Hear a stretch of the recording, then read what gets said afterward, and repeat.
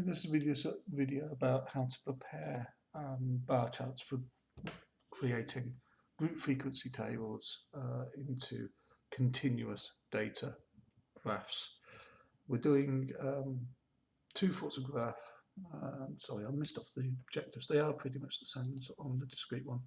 So to be able to draw bar charts and frequency polygons, but this time for continuous data.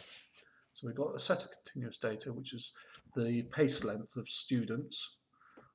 We were talking about those a few days ago. They can be used for measuring spaces without using a tape measure. If you know your pace length, you can count paces to have a good estimate of quite a large distance. So what we've got here is we've got a range of measurements going from 70 to 120. So my first decision is, how am I going to group these together? So the range is from 70 to 120. That's about 50 centimeters. If I look for around 5 to 10 groups, 5 would be a group of 5 groups would be useful. So we're going to go in tens. We're going to go from 70 to up to 80. Notice this second one doesn't include the 80. That will be part of the next grouping. Okay, so that's the decision I'm making when I'm making my groups. So my first one is 70 is less than or equal to the pace, is less than 80. The next one is 80 is included in this group, up to 90 but not including. 90 less than the pace is less than 100, and 100 in the pace up to 110. And to get the last groupings in, we've got 110 up to 120. Now, the reason we're using even spacings on these is when you do these graphs, because we're plotting the frequency vertically in a fixed way, and just the frequencies, if we have very wide groups, they can take in extra numbers. Okay, so that's why we need to be careful about it. Do the frequencies. So in the 70s I've got 3, 80s I've got 5, 90s I've got 2, 4, 6, 7, 100s I've got 2, 4, 6, 8, 9, sorry, not 8, because the 110 is in the next group. Sorry, so 2, 4, 6, 8, and the 110, we've got 4 of them.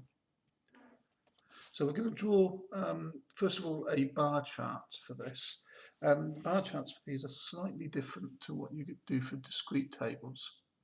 And that this time, to show that you can smoothly move from one column to the other, the columns will touch. So let's draw in my shape, put in my axes, and let's draw some axes. There we go. So we need to go up to 8. So 2, 4, mouse again.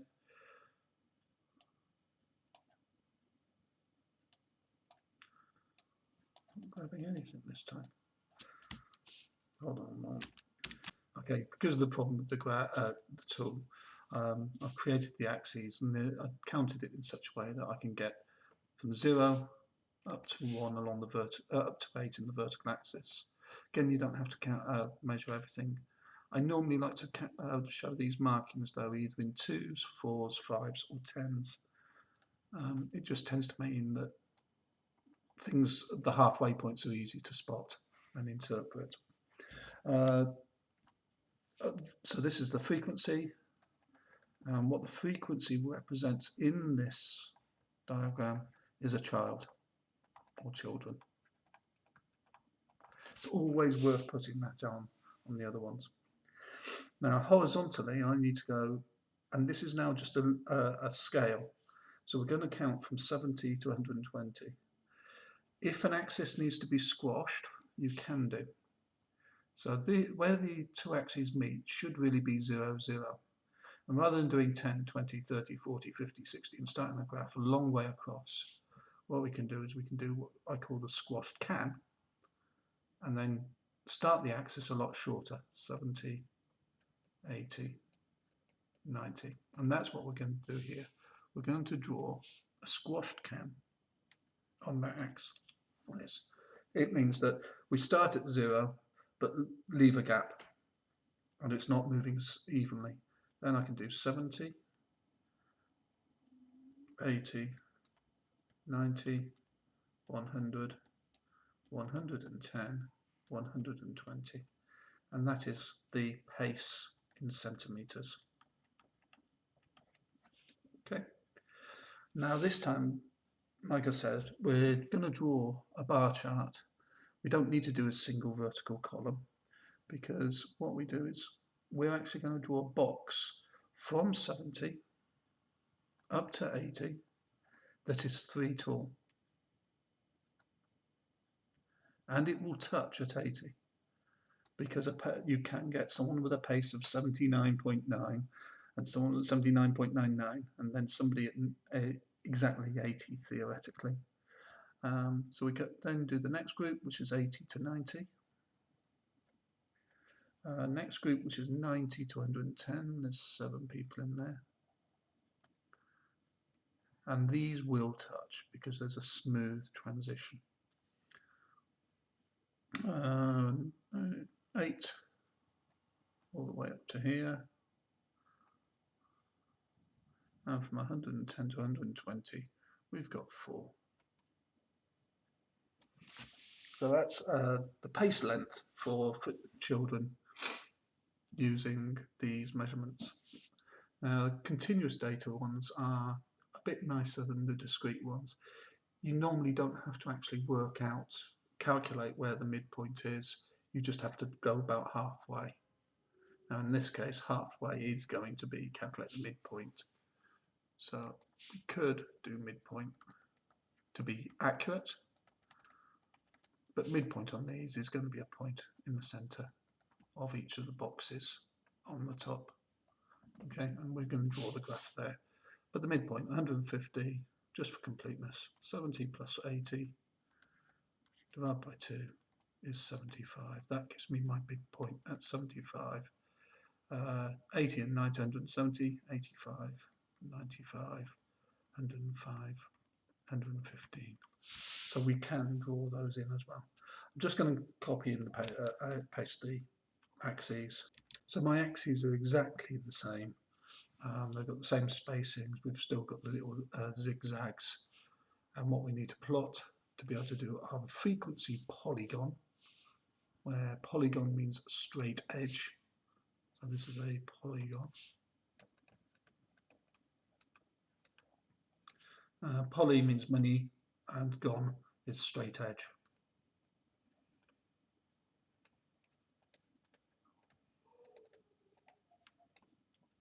Okay, so we've got straight sides. So I plot my points on the midpoint. So at 75, I need 3. 75, I need 3. 85, I need 5. At 95, I need 7. At 105, I need 8. And at 115, I need 4. There is often a problem that people try to misinterpret the edges of these lines, saying that, oh, 110 people, 6 people have a pacing of 110. You can't make those statements. All you can actually say is the group of people around 70. There are 3 people with a pacing of around 75. Okay, that's the only way to interpret these. So at that point, you can say 3 people have a pace about 75. It is sort of true to say here, I could actually try and say here there's 6 people with a pace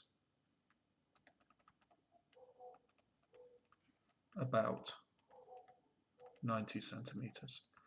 But you can't say how many people did exactly. between the points is a little bit dodgy to even make those statements, because if you look at this, we could actually technically find out across here, oh, they're exactly the same. We could theoretically go back to the data and find out exactly how many, and would find there's none. Or in that case, one person has 90 centimeters. Okay, but these statements, what's important is about and about. Okay, so that's it. That's how you can draw the group frequency polygons.